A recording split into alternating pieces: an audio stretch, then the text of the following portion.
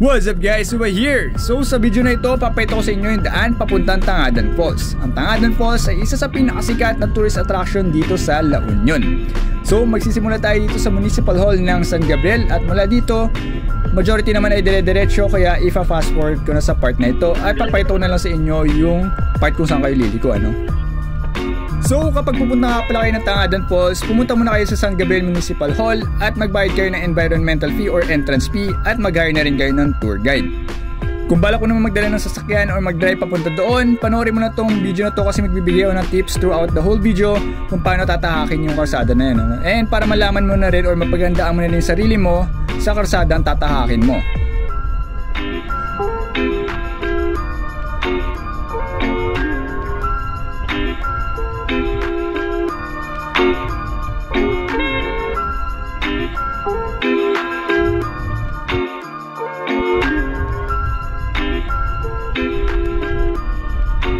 At kapag nakita mo na itong waiting shed na to na puro Tangadan Falls ang nakalagay, kakaliwa ka na doon sa kanto na yun, ano.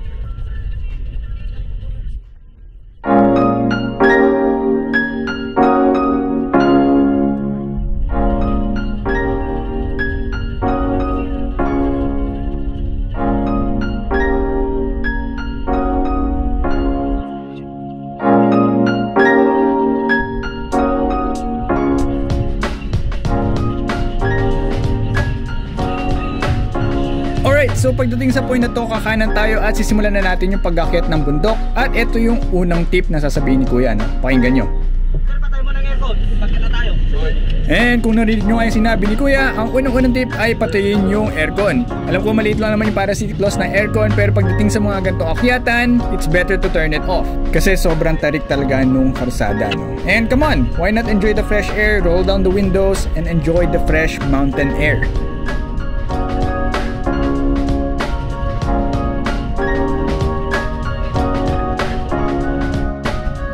So, ito yung unang matarik na S-bend na tatahakin nyo papuntang Tangadan Falls. Actually, second time ko na mag-drive papuntang Tangadan Falls. Yung unang beses ay dala ko yung Innova, yung gasoline engine, at kinaya naman niya.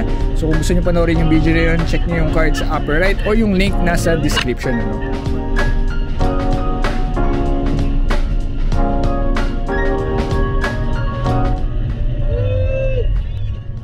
So, grabe, ano? Kung medyo nalulula ka na doon, may mas matarik pa mamaya.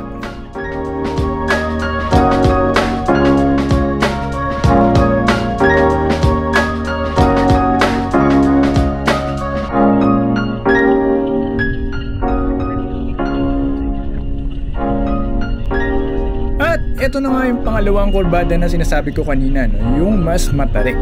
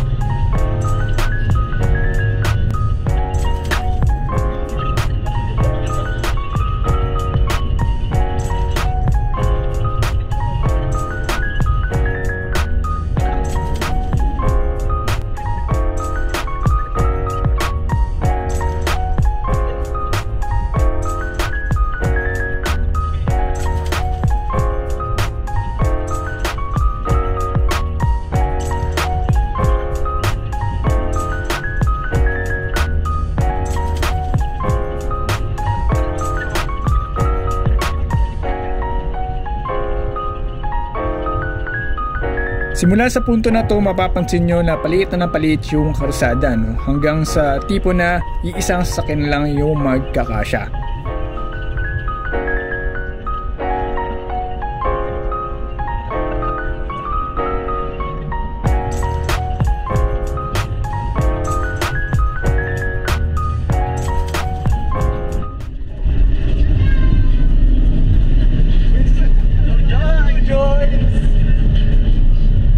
Then it's time for the second tip, which is always maintain your distance from the car in front of you, lalong-lalo na sa mga gantong akyatan.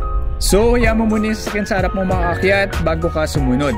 Kasi baka mamaya kung nakabuntot ka at mag-alinlangan yung sasakyan sa harap mo, maatrasan ka pa or ikaw naman yung mag-alinlangan at mabitin. Tsaka kasi kung lagi ka nakabuntot or wala masyadong distance, hindi ka makakabuelo sa mga gantong akyatan, lalong-lalo na kung gantong katarik yung karsada.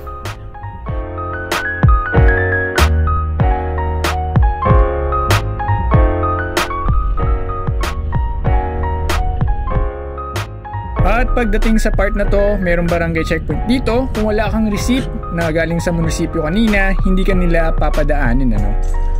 And by the way, etong portion na to kung nasaan yung checkpoint, ito na yung pinakamataas na point ng karsada papuntang Tangadan Falls, ano? Which is 400 meters above sea level. Kung titignan nyo yung kaanang bahagi ng screen, may mga magagandang tanawin naman ng mga bulubundukin papuntang Tangadan Falls. Tapos kapag diniretso nyo yung kalsada sa kaliwa, yun yung papuntang Barangay Amontok. Tapos yung nasa kanan ay yung papuntang Tangadan Falls.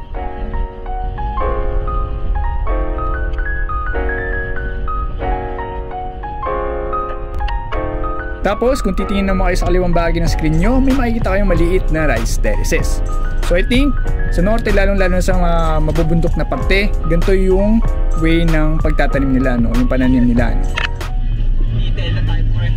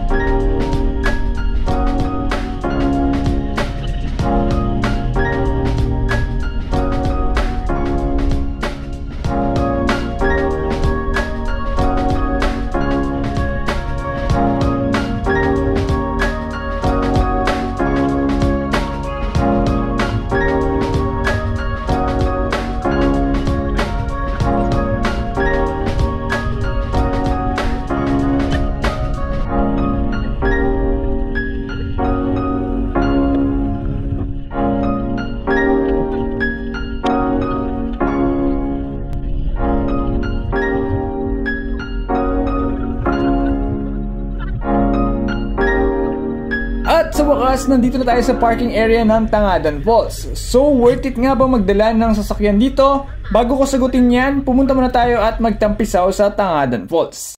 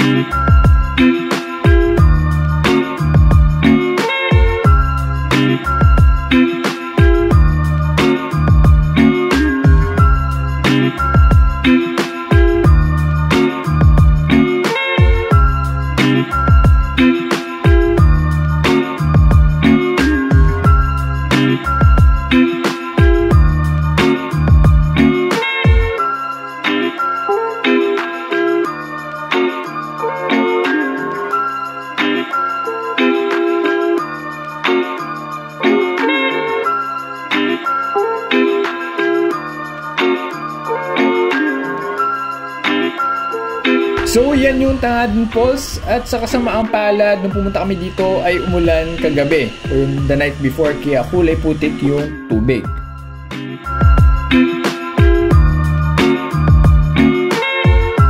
At kapag natapos magtampisaw sa Tangadan Falls ay babalik na tayo sa parking area. Kung napansin mo kanina kung gaano katarik yung binabaan natin, yun yung aakitin natin pabalik.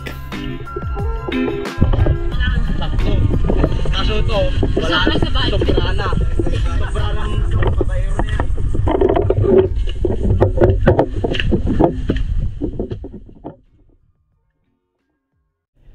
Alright, so worth it nga ba magdala ng sasakyan or mag-drive papuntang Tangadan Falls? Well, kung marunong ka talaga mag-drive sa mga ganitong akyatan and gustong-gusto mo talaga dalhin yung sasakyan mo kung saan-saan or mag-drive kung saan-saan, I think worth it naman siya. Yun nga lang, kumuha ka na ng tour guide na lagi mauuna sa'yo para isisignal niya yung oncoming traffic and matulungan ka niya sa pag-navigate ng kalsada na yun, ano. Pero kung hindi ka pa nakakasubok mag-drive sa mga gantong katatarik na kalsada, I suggest wag mo nang subukan pa, no? Kasi unang-una may stress ka lang, pati yung sasakyan mo at yung mga pasahero mo.